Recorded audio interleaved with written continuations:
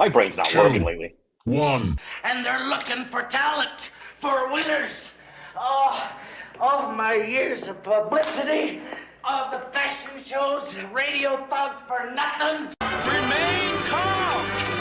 All is well. Wrong, sir. Wrong. All is well. Come, Watson. The game is afoot. Afoot? Starting, beginning. Well, then just say that. What's up, everybody? Welcome to Steel Sanctuary Podcast. I'm your host, David Merrill from SteelSanctuary.com. I got David Korb and Bob Quinn with us, and Zach Smith will be joining us shortly. Guys, how's it going? Wonderful. Swell. Steelers mini camp. We saw Will Howard, tiptoeing through his little drills, and everybody lost their fucking mind. A+ draft pick. And there's Zach. I'm sorry, buddy. I completely spaced out sending the invite out, man. I was like, does Dave actually not want me on? What's going on here? They're like, where's Zach? I'm like, oh, shit. You know what? I thought maybe you asked me to come on, and then you went back to rewatch last week's episode where I was in the comments just roasting you, and you're like, yeah, never mind. You know what? I'm not going to send it. No, we love it. We actually love that. We were just going to bring up rookie minicamp. The Steelers signed Trey Sermon, Max Hurleman, and offensive tackle Gareth Warren, and cut Aaron Shampkin. We have 2 more running backs, guys. Just what we need. No more wide receivers, but 2 more running backs. What's crazy about Max is like they're listing him as a running back. He's really just a special teamer. But in college, he transitioned from running back to receiver to cornerback. Really? In college. So, but he never played any snaps as a cornerback. He played all special teams that year, didn't actually play any defensive snaps. So I think this is purely a special teams move. And anyway, he has a uphill battle, obviously, to make the roster anyway. But he plays multiple positions. That's a Tallman guy. We fucking know it. All day. Makes Can he all play the left sense in the world. tackle? Yeah. Play left tackle. Yeah. Can we kick him inside the guard? Yeah. There wasn't much else to really report out of rookie minicamp. I don't think much happened. No, but what I will say, the interesting one out of that, you mentioned Trey Sermon there. I think that opens the conversation for a potential Cordero Patterson cut, which everybody's kind of been like waiting to have happen. I think that is the potential fallout. I'm not saying 100% it's going to happen, but I think that's the potential fallout to watch from that move if there is one. Hey, like Bob said in prep, the footwork of Will Howard, A+ draft pick. Here we go with that. Dave's got his hopes up way too high on Will Howard. That footwork, that balance he showed going around his little cone things. Oh boy, impressive. My one of my friends saw him and Jack shopping together at Target out that way, and sent me a picture of them checking out a self-checkout. I was like, okay, first off, this is like just super weird. You're just taking pictures of these guys checking out a self-checkout. But he's like, dude, Will Howard's super tall. I was like, that's your takeaway here? Like, we knew how tall he is. He is the tallest quarterback the Steelers have had in a little while, that's for sure. Yeah. I think he's taller than Ben, isn't he? It's close. It's close. Wasn't Ben always listed like 6'3", but 385 pounds or something? 385 pounds, is that what he said? Ben would like to have a word with you, I think, on that one. No, they have around the same build. Around 6'4". Yeah. It was all muscle, baby. I mean, you couldn't bring Ben down. I mean, that's nothing but a compliment. Especially when you're younger, yeah. Yeah, the way Terrell Suggs and those guys would come through and just smack him, and then they'd be like, oh, okay, what else you got? Break his nose. Yeah, literally. Right. Karate chop him right in the face. Jesus. All right, let's get into it. George Pickens finally spoke after the trade, but did he? Did he really? He accused the Steelers of being cheap and then seemed to backtrack from it. I think he meant that tweet and then kind of tried to sidestep it afterwards when he got the blowback. I think that was boiling in him for a while, and he wanted to get it out. His agent probably got to him. Said, I would guess so. Yeah, I would guess. Like, so. I know Zach was in the chat the other day. I'm curious just his thoughts in general on the trade. I have never been. I don't think there's ever been a bigger discrepancy for how I feel about watching a player as opposed to how I feel about that person than George Pickens. Maybe Chase Claypool, because I really didn't care for him, but I am thrilled that George Pickens is no longer a Pittsburgh Steeler. I think that there's going to be even more that comes to light of what things were like last year in the locker room and how frustrated people were with him. I'm not saying it's a one-to-one comparison with when guys leaving free agency, but like you saw how many players were sharing stories of stuff when Dan Moore got his contract, when Najee got his contract, like guys on the team excited for them. We had Calvin Austin and Nick Herbig share anything in terms of parting thoughts for George Pickens leaving the organization. Yeah. I think they were just completely done with him. And I'm not even just talking like upper management here. I think as an organization collectively, this locker room was also done with him. I mean, I'm talking guys like Cam Hayward having to sit in wide receiver meetings to make sure that George Pickens kept his cool. I think I mentioned that last year on the podcast. You guys. Yeah, you did.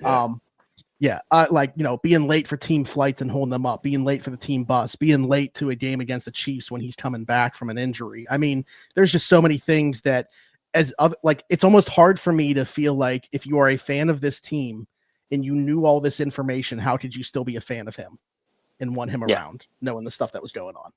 My thing is if this happens on the field in front of us to see, just imagine what goes on behind closed doors. Yeah. That's my thing. Exactly. And we knew it was only going to get progressively worse in a contract year. He wasn't going to sit still and not, he was going to. And then I think it's like, in a contract year, sure. And then it becomes like, hey, once you pay him and he's kind of got that FU money and he kind of has that like guaranteed money and he's kind of, I don't want to say untouchable, but it's harder to deal with at that point where when you've guaranteed him the dollars. I think that they had to get out in front of this. And again, like I go back to a lot of people are upset about the timeline, right? Like to me, that the only misstep here to me was not necessarily not trading him during the draft, but you knew that it was going to happen. So I think they should have drafted a receiver at some point during the draft. That was the one misstep that I thought took place along here. But like in terms of not trading him before or during and then trading him after, I mean, that's just because the value wasn't there. They got a round 3 pick instead of a round 4 because they were willing to wait. Yeah. And we knew he wasn't going to make it all season. They couldn't keep him on the team. If he is as bad as you say he was last year, it was only going to get worse. It was only going to get worse. Well, and here's the thing that because they've made they're going to make him play out, right? They're not going to sign him. Yeah, he could be a pure rental for them just because like they feel like they do have to go all in this year. Those contracts are really going to start kicking up. Obviously, the money being paid to Dak and CD, and who knows what's going to happen with Micah. But and that makes the third a valued pick. That's why it's not as bad now because he's just an expensive rental for sure. A third. Yeah. And I mean, we've seen that happen before, though. Like, San Francisco traded a third for Emmanuel Sanders at the trade deadline the year that they lost in the Super Bowl to the Chiefs. Not this past time, but with Jimmy Garoppolo on the roster. So, like, we've seen thirds be traded for players that are pending free agents in the past. But yeah, I agree. It's not necessarily something that I think I would want my team to necessarily do. But I think there's a lot of pressure on the Cowboys. Which is interesting because if you look at like the coaching hire they went with, it doesn't necessarily scream that it's a must-win year for them with Brian Schottenheimer running the ship over there. But like the thing that I keep going back to with George in terms of last year, and I said this on my podcast this last week, is I think they just made him way too important last year, where like he couldn't be disciplined because of the things that he was doing. Like everything that they did was geared towards getting him to be a number 1 wide receiver, not just on the field but off the field. Like you ship out Deontay Johnson because you knew those two couldn't be together and you made your decision as to which one to keep around. I thought it was very intentional to hire Zach Azzani, a known hard ass coach that would get under his skin and get him vice versa as well. And hopefully like drill this into him as a player, even a little bit of that with Arthur Smith, right? Like he comes from a military family, kind of that instilled with him as well, the way that he goes about his coaching. So I think that there were a lot of things that were intentionally done last year to say, hey, George, we're going to put this on your plate. How are you going to respond?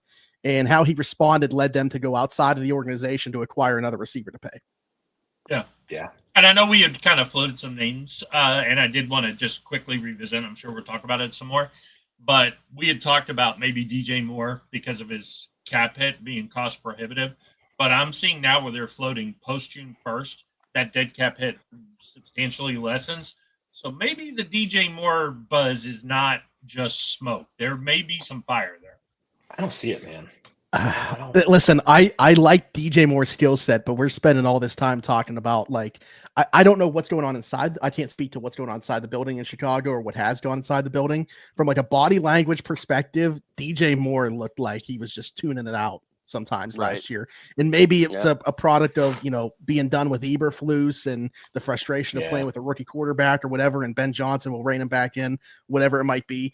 But like, you want to talk about a guy not running his routes and giving up on the field. DJ Moore was doing a lot of that last year. Like, when I saw his name floated around, I was like, I've always loved DJ Moore going back to his time in Carolina. Was like surprised that he was included as part of that trade package to Chicago.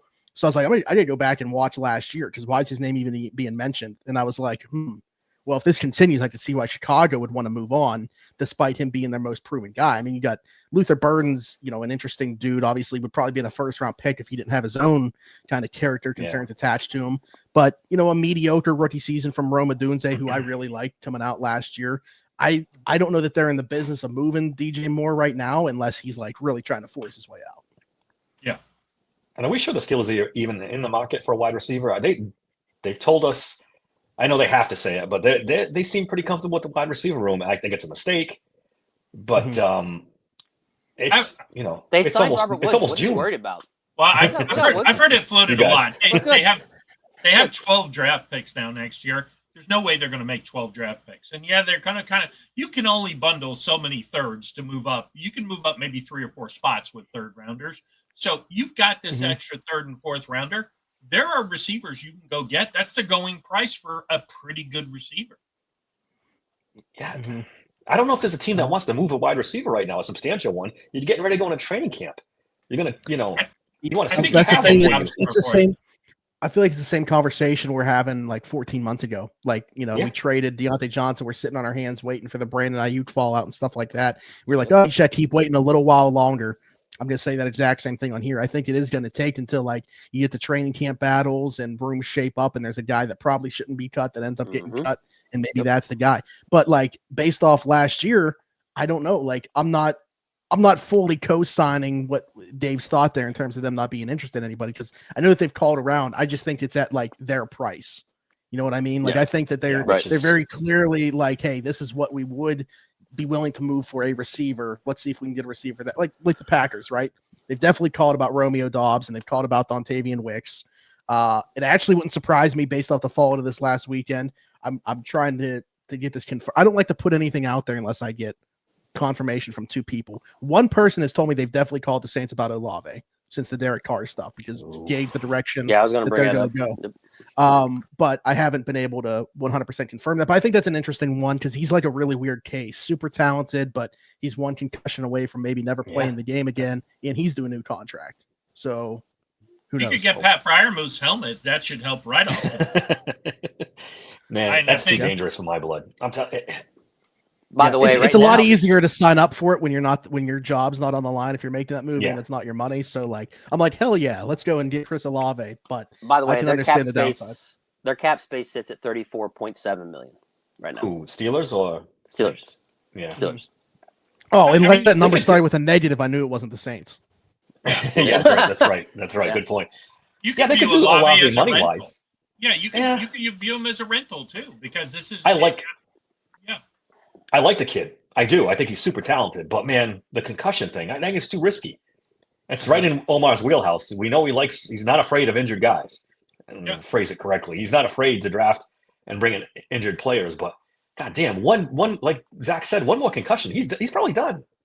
It would help getting him off the turf, though. I mean, the Astrodome, get him off the turf. I'm sure that wouldn't hurt, but yeah, I don't know. That's too risky for me. Well, what about the price, Dave? What the price is not a third? What if it's less? Yeah, I guess if I don't know. Do they really want to give him away for a 6th? I don't see that happening. What about a 5th?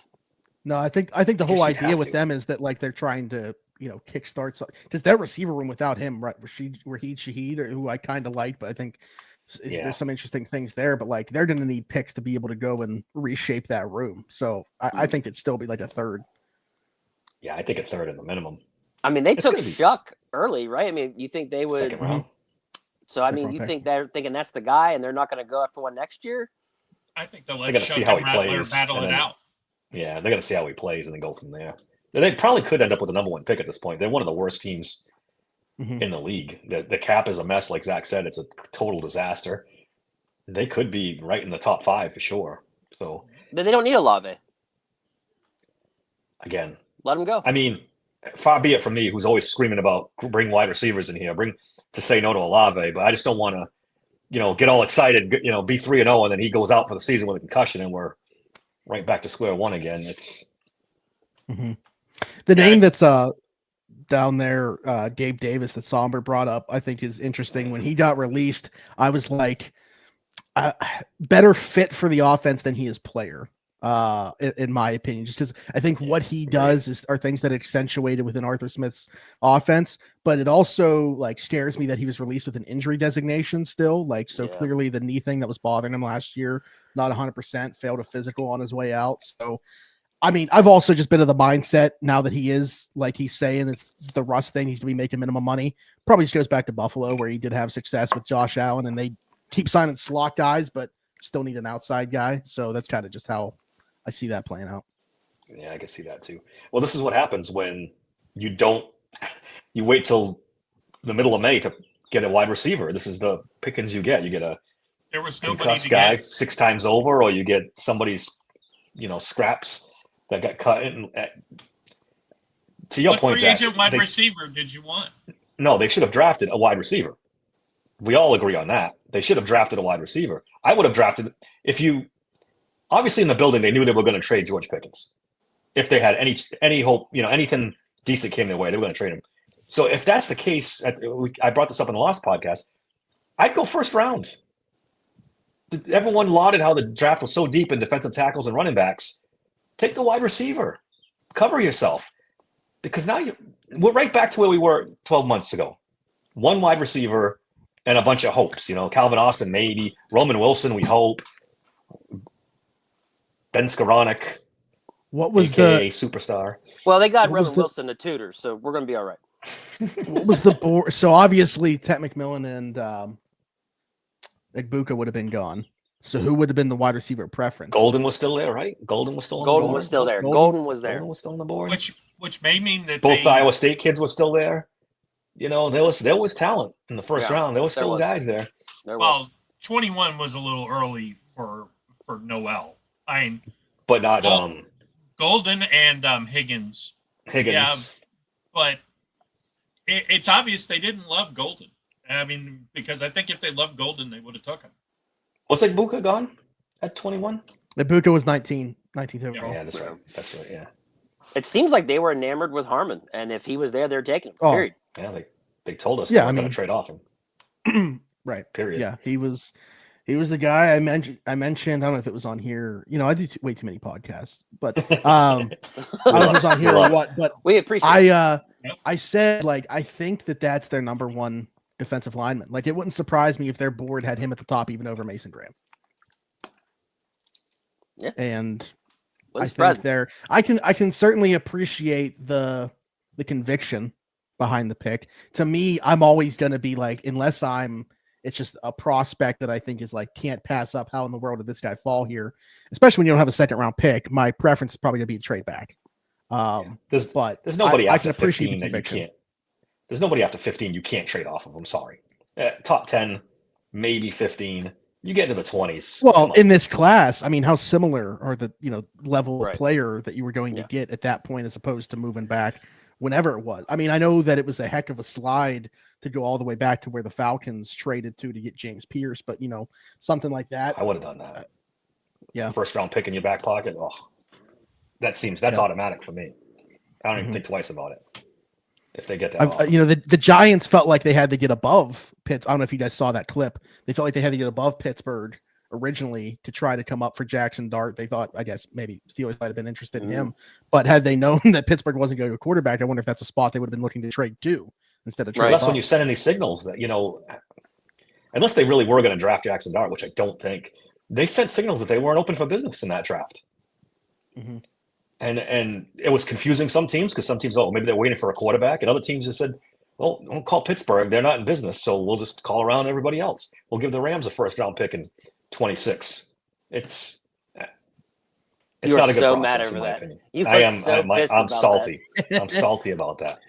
It's bad process, man. It's just not good football. That's the way I feel.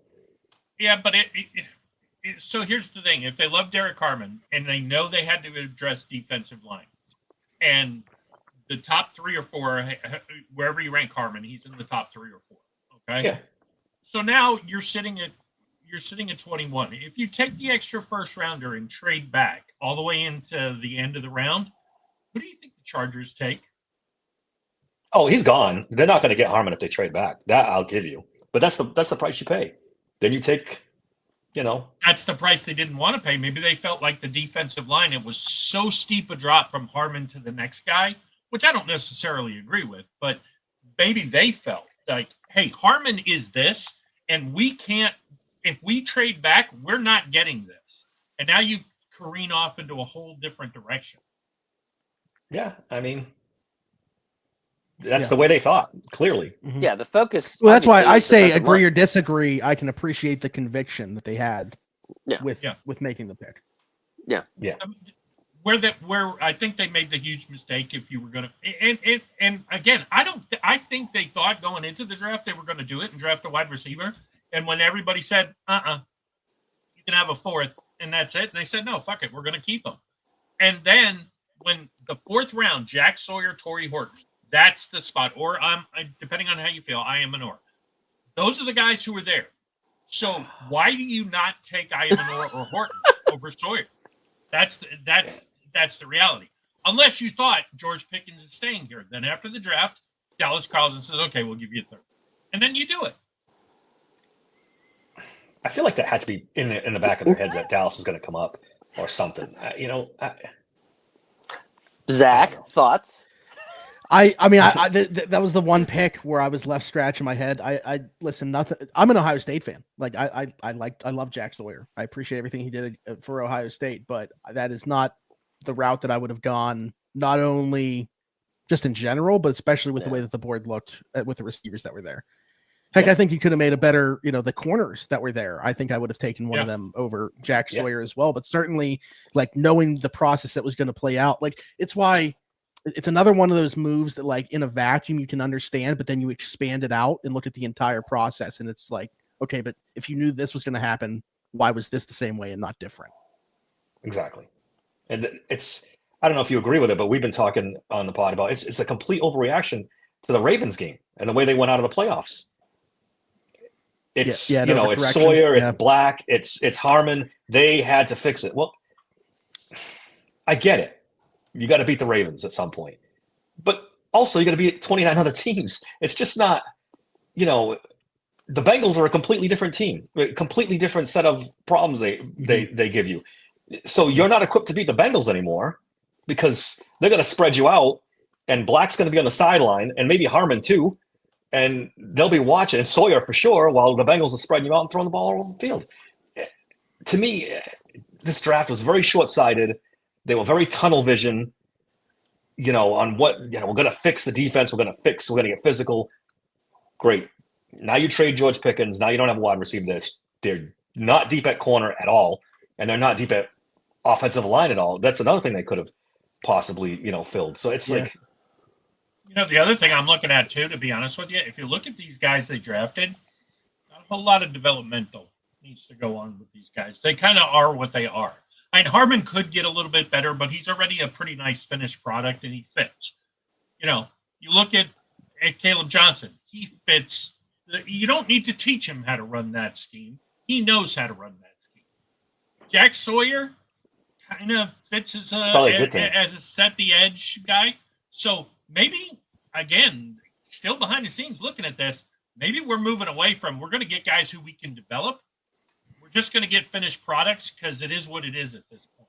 Because we ain't developed anybody in, I can't remember how long. Wide receivers taken in the 4th round after we took Jack Sawyer were Jalen Lane, Jalen Royals, and Jordan Watkins in the 4th round.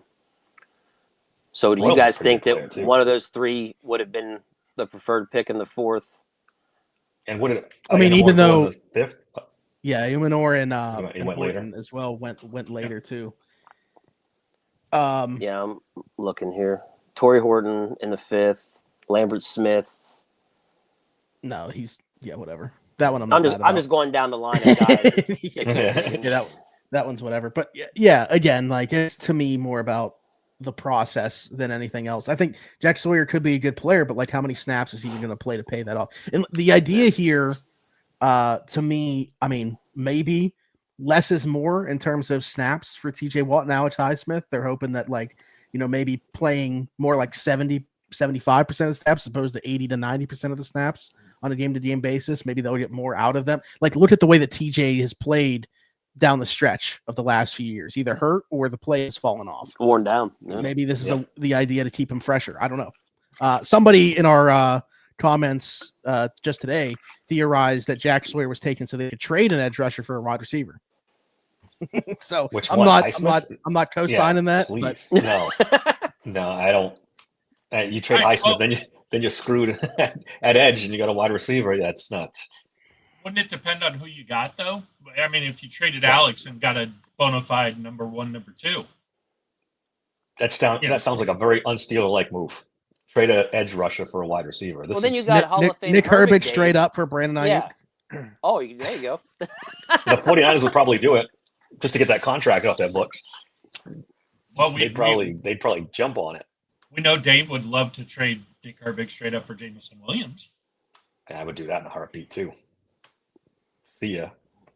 Nice knowing you. See ya. Mr. Herbig. Nice knowing you. That's a name I would love.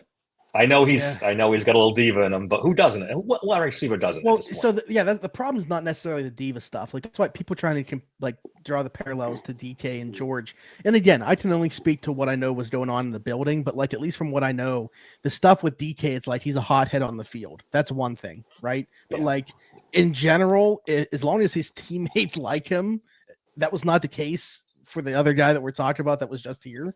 I think that's more of like what I'm talking about. Like that's a guy that can't be here anymore. If it's a wide receiver that's got some personality to him, that's anybody that's good is going to have that. Exactly. Right. I mean, there's no getting around it in this day and age. There's just not. Mm-hmm. Well, I saw another comment. Comment down there about regarding the diva stuff with Aaron Rodgers. Like if you think he's a diva, and I would say the same thing. Like I think you're talking about a different type of thing though. Like as opposed to George, do we know of Aaron Rodgers not showing up to meetings, making planes and buses late, and having to throwing tantrums in a meeting where like a other position has to come in and calm down? Like it's a whole different ballgame. I think Aaron Rodgers is a professional. That's the difference. It's called being a star. You want stars. You want talented players. It comes with the territory. You want those type of players in your building, not the George Pickens types, but the Aaron Rodgers types, the DK Metcalf type, because they're confident because they're good. You want that. You want good players. It's a good segue to go to Aaron Rodgers. Rappaport was reporting the Steelers, nothing that we don't know. The Steelers don't have a firm yes, and they're still waiting. Yeah, no shit. Thanks for chiming in there, Rappaport. Do they have a thing? I think they have like an alarm set on their phone that just goes off like once a week. They're like, oh shit, I gotta put out a tweet. No update on Aaron Rodgers to Pittsburgh. Yes. Like, and then it was the golf course. The golf course fiasco. He is. He isn't. He isn't. He is. I don't even think we still know if he's. Two different golf courses now have reported he's a member there. It's going to be the airport thing now. That's going to be the new meme. We saw him at the golf. He joined the golf course. Mm-hmm. I will say, at this day, I'm starting to get concerned. This is getting long now. We're halfway about to June. 2 weeks from OTAs. Yeah. I've said OTAs is to me when it needs to happen, just because I think, and I mentioned this on here last time, like with Aaron Rodgers specifically, what he needs from his receivers, the unique hand signs, the checks that he does. There's a lot of like Aaron Rodgers things that are going to be implemented into this offense that the pass catchers need to get down. I think he needs as much time around them as possible.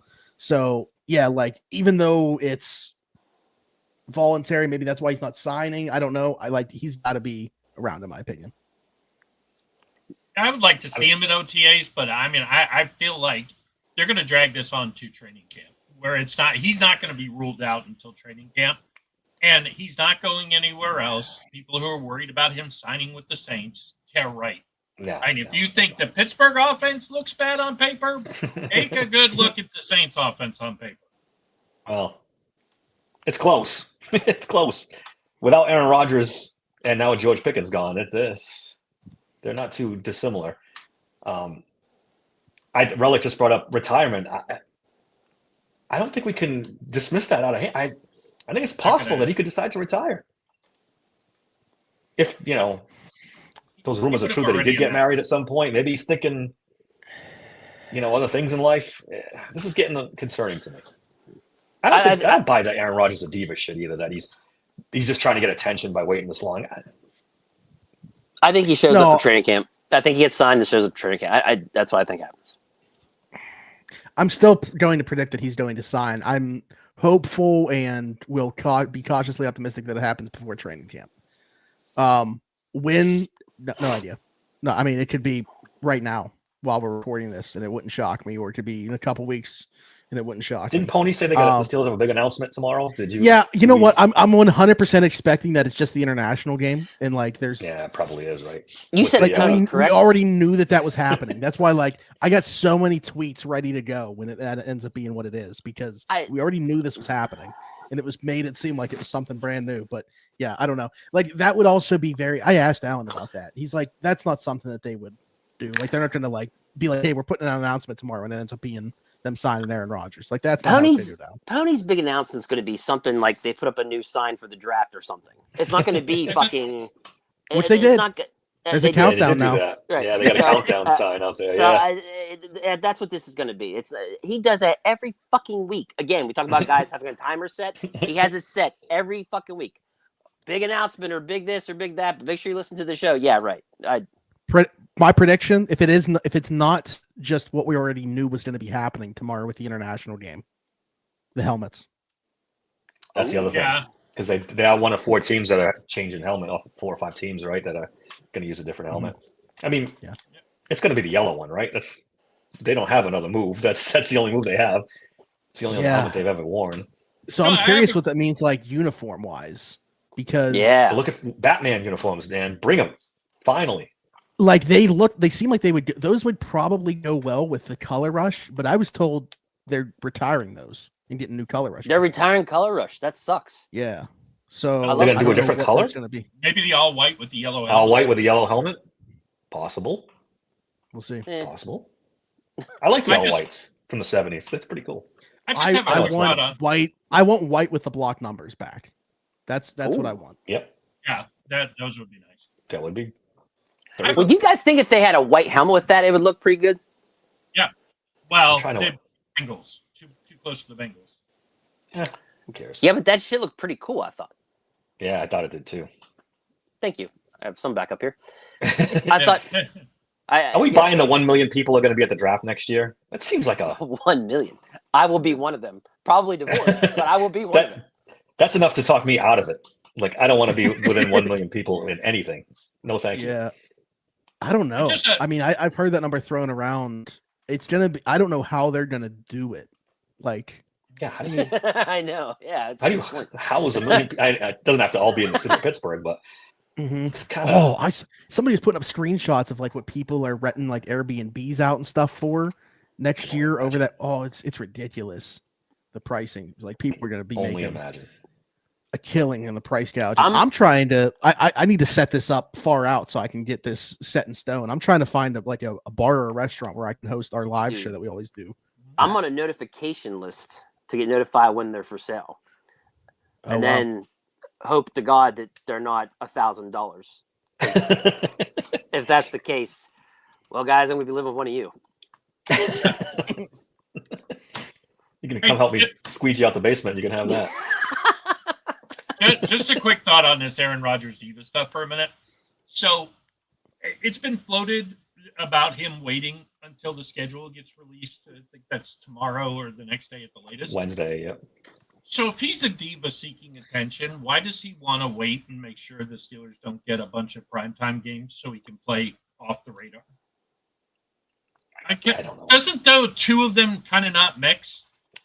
That rumor's ridiculous. I don't think that's anywhere. Wait. You're waiting. Wait, you think he's waiting to hear what the schedule is? How many primetime games we'll have? That's been floated on Twitter. That's been floated a lot. A couple of people, yeah.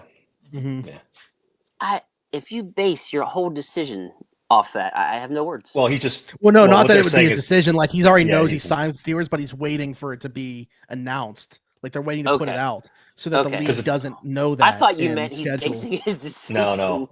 off So of how many because primetime games. I was like, holy shit, really? if Aaron Rodgers signs, obviously they get more primetime games because people are going to want to see that. So and somehow he doesn't want to play in primetime games, which doesn't make any sense to me. So he's I've waiting heard until after. a couple things regarding the opener. Like the first rumor that I was told would make a ton of sense. They'd definitely be baking in Aaron being here was week 1 at home, which the only way it can happen at home is if it's in prime time because of the Pirates schedule as well. Monday Night Football against the Packers. I asked some people about that. Some people said they've heard the same. However, Allen said he's been here in division. So who knows what's going to happen. But That would be sweet. That would, if they want ratings, Yeah. put a Monday night against that. Or they play the Jets this year too, right? Against the Jets would be kind of fun too on Monday night in the New York audience and our old friend at quarterback for the Jets. That would be kind of interesting too. Yeah. Aren't they going to play the Packers in Ireland? Isn't that the rumor? They're playing the Vikings week 4. Is it in Ireland? I was going to say, I thought they dropped the I didn't hear Vikings that. now. Yeah. Is it the Vikings? Yeah. I think that's That's pretty what much I heard. public knowledge That's what I confirmed. It's definitely the case. I'll tell you that right now. But I thought it was So it's already the put out Vikings. All right, interesting. Yeah. Kind of we know- appropriate to have the Vikings play in Ireland. I mean, there's a little historical thing out there for you. Well, what's Kinda weird for nice. them is they also play week 5 in where they play the Browns, I think, Was it in the Germany? international game in week 5. Yeah. Is it Germany Wow. against So the, then- the so then Saints? because Two of that, games for them? back to back. So Staying then overseas, they're allowed right? to have they're allowed to decide whether they want their bye. They can basically pick their bye week because they have to do that. Wow, that's crazy. We know the opening game is Eagles and Cowboys, and then Chiefs and Brazil. Chiefs and Chargers in Brazil. Is that what it is on the Friday night? The Friday. Yeah. Friday. Yeah. I mean, if it were me, I'd rather play in the Brazil game, to be honest with you, because you're not, the time zone. Yeah, but they I was said they don't let stationed- people out of the hotel rooms in Brazil because they're going to get mugged and stuff. Well, yeah. Wearing they had 2 teams that wear green last year playing in that game. When I guess that's like a big no go in Brazil or something like. So their rivals are green. Yeah, so they couldn't. Yeah. Mhm. Yeah. But send me like to even Ireland all so, day. like that aside, the field, people were like Jordan Love obviously got hurt in that game, and there Yeah, was a lot that's of talk right. about The field was the awful. field conditions of it. So I'm curious, I like, did they remember. learn anything from last year to implement this year to change that? Because I don't think players were very happy about it. And last year was just like a trial basis. I was wondering if they would even go back this year, but there we go. It's all about money. It's all about the money. Brazil is lit. Yeah. Somber. Yeah, Get so your I'm assuming purse it's good. stolen. It's a beautiful country, but it's dangerous. It's dangerous for sure. You can find a lot of any Europe other rumors? like that too. Yeah. Any other rumors on their schedule that you've heard, Zach? Opening week. Shockingly, no. Shockingly, no. Like, No. yeah, week 1 Packers holidays. or division. Nah, no. At least not with the Steelers. I think it's I saw Bears and Eagles as the Black Friday game this year. Black Friday game. I saw Which that is- too. Yep. Yeah, Bears, Eagles. Okay. pretty odd. I hate them playing on Christmas Day. I hate it. I hate it. Yeah, You and got I think family there's stuff gonna be going on. there's It's gonna be not a us again, is Saturday. it? No, No, not that I know. There's gonna be a Saturday, December 20th, where there's potentially 3 NFL games and 3 college football playoff games. I Which is saw gonna be that. insane. Yeah. Holy I Wow. saw that. Send the family away for that weekend. Send them somewhere because it's gonna be I will be gonna busy. be interesting. But yeah, this is like I feel like as close as we've gotten to the schedule release where I don't have more than just that one game, week 4 against the Vikings, like that I 100% know.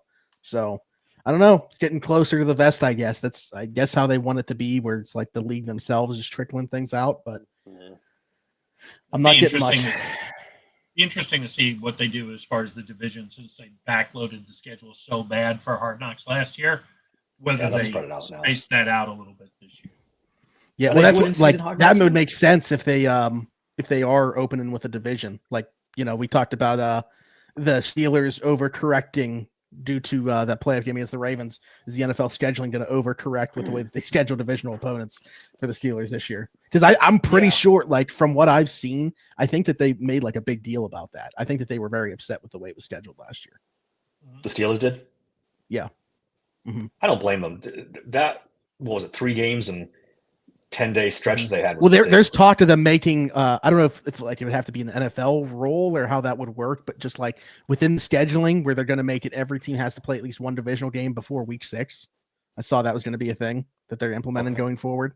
So we'll see if that's, I don't know if that's effective this year or what, if it was too close to putting it out that was decided, but I'm not 100% sure. Nice. We had one more topic. You want the Browns early? Why? Yeah. I want them whenever. You just want them. Yeah. Before your boy Shador takes over? You afraid? No, I'm not afraid of that. I just think they'll be in disarray early, and they may figure it out as the year goes on. What's your take on the Bengals? How do you think they're going to be with all offense, no defense? Their first round pick already holding out. I would say that's who I want to play early, because every year they're terrible to start the season. Yeah. So you know they're going to get better, at least offensively, as the year goes on, for sure. Defense, I mean, the big question mark still is looming out there with Trey Hendrickson. That just came out, more. Well, I say more information. That's another thing, right? That's another one of those like, hey, weekly updates that gets put out there with no new information. He still says like his team's not hearing from the Bengals. They're not communicating. He's like the only good player on that defense. So like, I have no clue what happens if they don't retain him. There's not, now that we're past the draft, there's nothing way for them to improve upon that defense while also getting rid of him. So yeah, I think they're going to be very fun to watch, but I don't know. I don't know that they're going to be super good. Like, they're going to be good. I don't think that they're Super Bowl contenders because of the way that their defense looks. I think they'll be in the playoff mix. They need to get Trey Hendrickson back on the field. But I mean, at this point, what are you doing? Just pay the man. Figure out a way to pay him. You can't go into the season without him. He's the only good player on defense. Listen, if they can't pay him after T. Higgins took the contract that he did, then there was never the opportunity to, like, T. Higgins could have gotten so much more than what he got with the way that they structured that too. That to me was a deal that was taken with the idea that they were going to be able to retain everybody and get the Trey Hendrickson deal done. I don't know how we're still sitting here having a conversation about it. I don't know why players fall for that. They told Tom Brady that here in New England for years. Take a less salary. We're going to get you more players. And they never signed anybody in New England. They screwed him all the time. And he kept Tom, Julian Edelman's wide receiver 1 again. Yeah, exactly. Yeah. And players fall for that. I don't get it. I mean, in his case, I'm sure he wanted to play with Joe Burrow and Chase and, try to win a Super Bowl with those guys. That's a little different scenario because they're already super talented. But still, man, you're a football player. Get every penny while you can. They could be looking at it. Especially the Bengals. They could just be looking at it and saying, fuck it, we're just going to go into the season knowing we got to score 42 points every week to win. They already tried that. It didn't work. They'll be fun to watch. That's the thing. They're worse defense. Like, they are a worse football team right now than they were last. Like, I think last year was a lot of, I don't want to say unlucky, but to some degree it was. Like, they probably should have been a wild card team last year, but like, they're worse now. So I don't know. It's tough. So they should have gone YOLO and just drafted Trevion Henderson. Just go YOLO and go 100% offense and let the chips fall, man. Fuck it. If you're going to do it, well, do speaking it right. of their draft, their first round pick, we're talking about Trey Hendrickson, Shamar Stewart, who they'd probably be asking to do much more as a rookie than otherwise. They can't get him on the field yet either. Yeah. So I saw that. He didn't want to sign. Such a bad look. The guy's sitting, not even participating in rookie minicamp. I mean, Jesus. Well, Dave, the chat's throwing out your favorite name, Keenan Allen. That's what's going to happen. If anything happens, it's going to be Keenan Allen or Cooper. Amari. Which, Cooper, by the way, like, I don't, even if they were like younger and healthier, they're both better in the slot. So like, is that person playing outside? Are you asking Calvin to play outside? Like, how are you? I don't know what you're doing with that. Like, to me, it's just that option doesn't still last in free agency. Like, DJ Chark is probably the best player available in free agency that actually makes outside sense receiver, for what they need. Yeah. And he's like I like Keenan. Keenan Allen was still productive when he was playing last year. You just have to like, all right, let's mark this down. He's probably going to miss 7 of the 17 games. So that right off the bat, I don't know. Yeah, I mean, I got it right here. He started late. He didn't start like the first, I think, 3 or 4 games because he was already hurt. He had 744 yards, 7 touchdowns. Yeah, like he's another one of those guys you're waiting for the bottom to fall out because he's hurt all the time. When's the next injury going to be the last injury? You know what I'm saying? He's 30-something years old. And with Amari last year, you could chalk the drop percentage up to like his wrist injury that he was dealing with. But I feel like even like his lower half, like he wasn't getting the same separation. Like he physically looked. And what a fall off. Because like the previous year, he was putting up massive numbers with Joe freaking Flacco in Cleveland. So like, I don't know what happened within that 1 year, but I'm not going to say he's completely cooked, but certainly didn't look like the 2023 version. Yeah, 547 yards and 4 touchdowns. That's it. He definitely didn't have a good and everybody was expecting like this massive uptick when he went to Buffalo. Everybody's like, oh, that's a perfect fit. It should have been. I thought he was going to go off. Yeah. I really did. We all did. And nope. When I was on Trent's podcast, he was all in for Ayuk. He said he was willing to wait 3, 4, 5 weeks if he's hurt. I'm like, guy makes a lot of money. He fucked up that knee. Like, ACL, PCL tear, or whatever it was. He tore it. He really messed up. I was reading up. They don't know when he's coming back. They have no timetable for when I was going to play this. I was looking at one of those tweets from those Twitter doctors, that will just like look at a picture and try to analyze. He was on a golf. Ayuk was on a golf course and he's wearing like this white sleeve on his leg. And this doctor like zoomed in on it and he's like, looks good. That structure's looking real good. It's got to be healing well. Might be on the field for week 1. I'm like, what are you looking at? Yeah, right. To give that opinion, like, what man. am I missing here that you're doing that? But here's what I will say in terms of Ayuk, and I think I mentioned this in your guys' chat last week, and I was watching the show talking about it. I don't think it's a bad deal to take on for an acquiring team. Like you have 1 year, which is next year, where it's kind of a risk. You'd be on the books for $27 million, but like this year already paid out pretty much. I think the acquiring team owes him like 10 or something like that. So you got 10 million, 27 million, and then the next 2 years are non-guaranteed. So if he doesn't come back to form, then you just move on at that point. So if you can bite the bullet for 27 million in 2026, I think it's a good deal to take on. But you're rolling the dice a little bit. Yeah. And I don't think San Fran wants to eat that like the way. No. I think that they need to get like I know that they would definitely move him, but I don't think it's just for nothing. Like it's not like, hey, a 4th round pick or a 5th round pick will do this to make them pay all that. I don't think so. I think they actually need to get something. Yeah. Maybe. And like I said, there's been people in our comments that keep throwing names around for a player that can be involved in it as well. I don't know if that gets it over the goal line. This Relic brings up Tyreek Hill. Do we have the stomach for Tyreek Hill? Do we have the nerve to bring in a guy like Tyreek Hill at this point? I'm a big Tyreek Hill fan, but I was telling these guys last week, I think he's crossed the line and he's getting into AB territory now. It's nonstop with that guy. There's no way. I don't know if he's such a talented dude, though. Oh, well, yeah. Such a talented dude.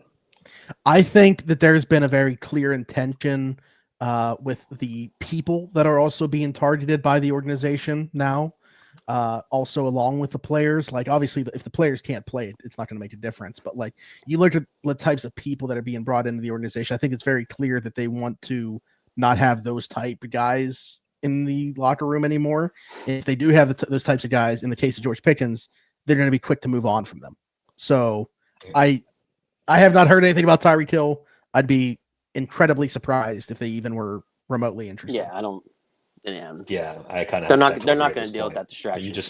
You dealt one away and you bring one right back in. It doesn't seem. But and again, this is probably where people are going to bring in the parallels to DK Metcalf. I'm telling you, by all accounts, as we know, all the information we have, it's an on the field thing with him where he's a bit of a hothead. I don't think it's something where like he's fighting teammates, getting into trouble with the law, anything like that. It's not even close. No. He's up to what? 16 kids or something like that. He's just. It was 16, and then we started recording this podcast. I think it's at 17. Yeah, you should check back on Twitter to see if there's a 17 since we logged on. It's nuts. Yeah, if I make a prediction now, I think they're going to go with what they got. week one, it's going to be this group. And then maybe at the trade deadline, if things go sour. What do you hear about trade Russell deadline and give me Jacoby Myers? I wouldn't be mad at Jacoby Myers. I wouldn't be mad at that. That was my guy last year. Like everybody was talking about. I mean, Cortland Sutton would have been an upgrade on what they had in the room and everything like that. But a lot of parallels in terms of skill set with George and everything like that. Jacoby Myers has been my guy that I wanted the Steelers to acquire for some time that I thought was possible. Now with them going and trading for Geno Smith, drafting Ashton Genty, it seems like they're trying to be more competitive. So I don't know if they will, but he's on an expiring contract. They felt like he wasn't going to resign. Maybe that's a name. You mentioned Roman Wilson in there. I mean, everybody that I've talked to, like that has seen him physically, looks like night and day, looks better in terms of his running and stuff like that. Pat has spoken to me glowingly about him.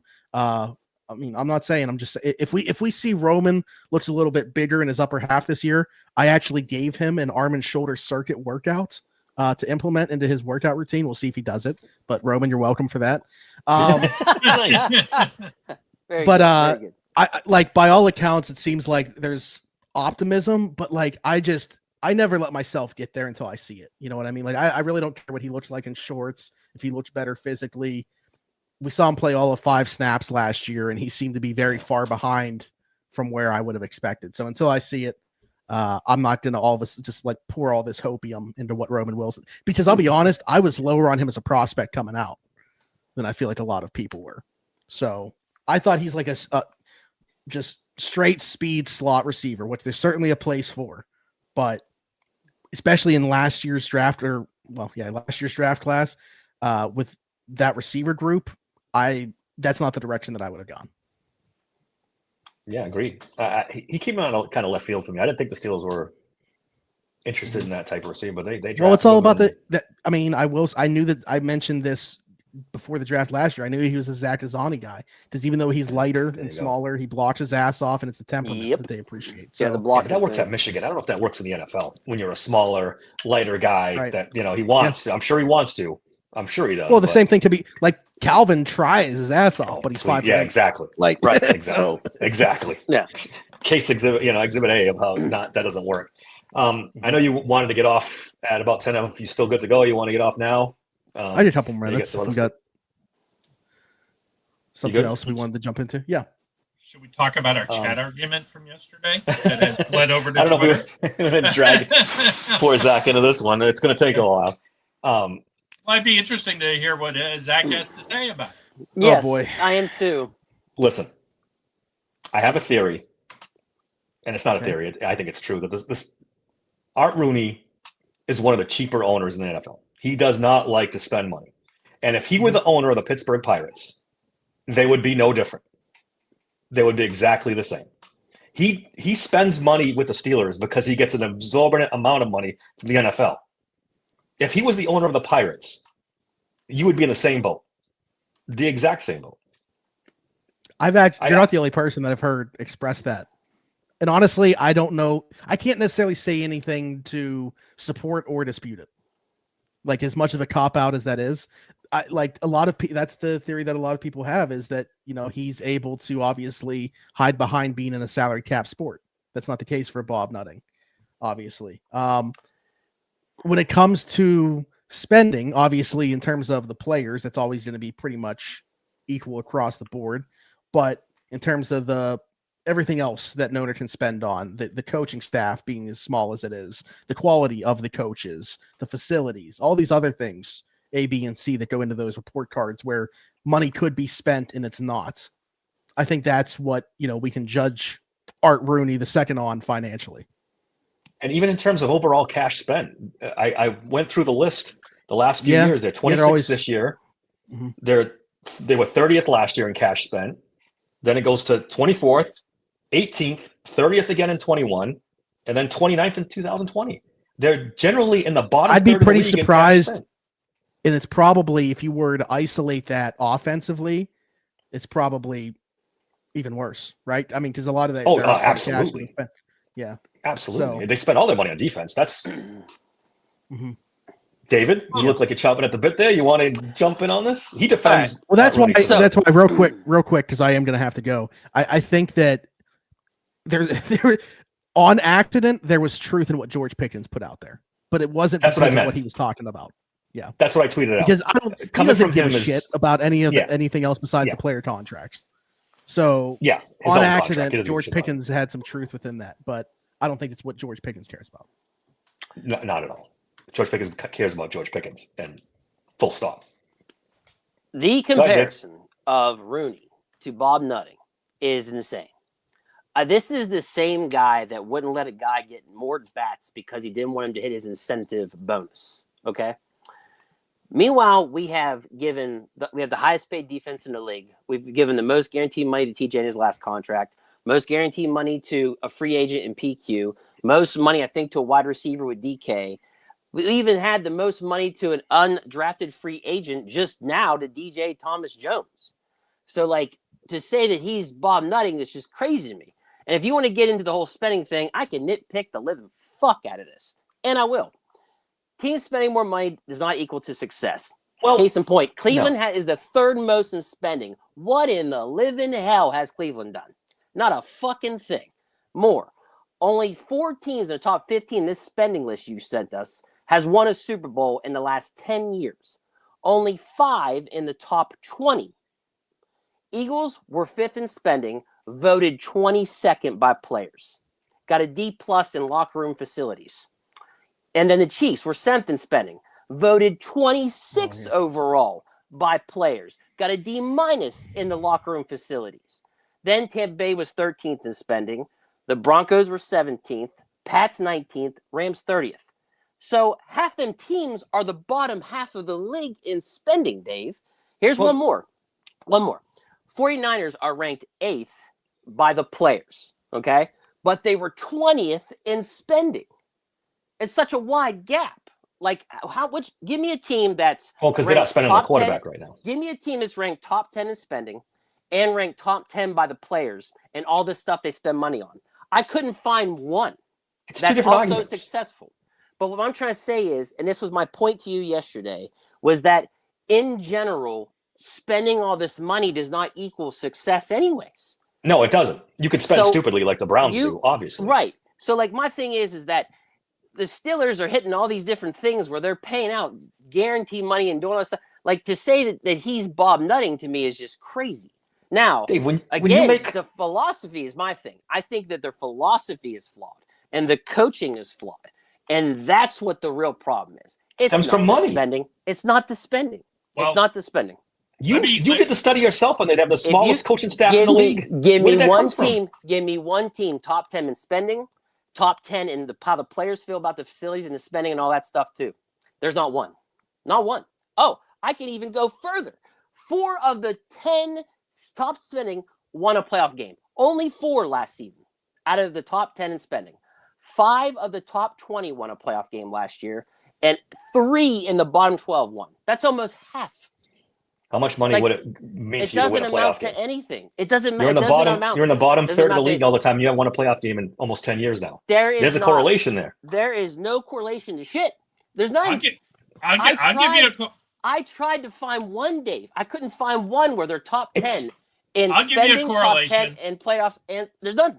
None. I'll give you a correlation. I'm going to correlate this directly to Kevin Colbert. How many second contracts have the Steelers handed out in the last 10 years? Which is where your big money would come from, being spending. We got the little ticker at the top that says episodes that you brought up Kevin Colbert. We're up to about 25 now. Yeah. In the last 10 years, how many second contracts have we handed out? What does that have to do with what if they spend or not? Because you don't spend big, giant money on your players if you're not giving them second contracts. Well, go get free agents then. Then go get free agents and spend the money there. Only Omar Khan has been willing to go get free agents for the Steelers. And that's another thing. Oh, we spent $30 million on DK. Do you know they made $400 million just on TV revenue alone? So you spent what, 3% of that on and everyone, all the Steelers fans on Twitter go crazy. Did you see we just spent $30 million on DK Metcalf? They make $500 million plus every season. But my point is, Rooney and Nutting are not even close. My man wouldn't even let a guy get a $100,000 incentive. It's like it's not even. But maybe Nutting's an extreme and maybe he is worse than Rooney. But if Rooney, like I said before, maybe. if Rooney owned It the is. Pirates, it would be very, very, very similar. Zach, I mean, do you really do? I want you. You already agreed with me. You are here. You really think that Rooney and fucking Nutting are the same? Like I can't. I mean, get you to could that put a point. statue in charge of an NFL team, and they could do well with all the money they get. I can't. Get All you have to do is stay out of the way. The Browns might disagree. Yeah, the only thing that I was saying was I understand where the idea comes from, just because you're talking about a non-cap sport to a cap sport, and the spending outside of on the players that we see take place with the Steelers. I would be curious as to what it would be like if he was in that position with the Pirates, where he didn't have to spend at least X amount of dollars. And it's not like they're independently wealthy. All their revenue comes from the Steelers. Their business is the Steelers. Yeah, that's it. This is not a billionaire that bought a football team. Yeah, it's just not. Right. I got to jump out of here, guys, but I appreciate you guys having me. I will be in touch. Be back in the near future. All right, buddy. Sure. Later. Anytime, buddy. Thank you. Guys. Yep. Here's the only thing I'll say about it is I guarantee you Rooney would sign Skeens and Cruz to long-term deals. He might not sign anybody else, but he would pay his homegrown guy. Yeah, I don't know, Bob, because he's not getting the money to and I'm not fully versed on how MLB does their revenue sharing and all that stuff, and I don't know how much they get. Well, they have they have the TV deal that they get the profit off of. They're also getting the luxury tax things given to all the lower teams. Yeah. Like, they're getting revenue, Dave. Don't let the Pirates fool you that they're not getting any money. And I know there's teams that spend money in similar situations that spend more than the Pirates do. I will say there has been a report out there that the Pirates technically lost money and had to take out loans, but that's also because they just lose money? They're losing money because they put a shit product on the field. Nobody comes to the fucking games. Nobody goes to the games. Yeah. But there's just not. I mean, that's how Bob put it. I think would be the best way to put it is the guys they draft, right? They're keeping those guys. Like that's the difference. The Rooneys would pay those guys to stay. But how much is Skeen's going to make, and can they afford that? You know what I'm saying? Because that requires you to go above and beyond, and Rooney's never had to do that. Well, I mean, I could argue they paid Ben pretty heavily. Yeah, but again, it's a drop in the bucket what they earn. They paid Ben pretty heavily. They paid AB pretty heavily. Again, I'm just saying these guys they drafted that were stars. They paid. Yeah, they paid. But it never once. The Pirates didn't do it for fucking 30 years, Dave. Yeah, they just did it. They just did it with Brian Reynolds and with Mitch Keller and with Brian Hayes. They just did it a couple years back. It actually is blown up in their face a little bit now. But I'm just saying, like, it took the Pirates how many GMs, how many, with the ownership and stuff like that. Like, it just finally happened. With the Steelers, they at least have a trend of keeping their guys they draft that are stars. TJ, Cam. There's a list. I at least have a list with the Steelers. That's what I'm saying. The difference. It's easier for them to do it. If he owns the Pirates, I still think that he would be different from Nutting. I do. I do believe that.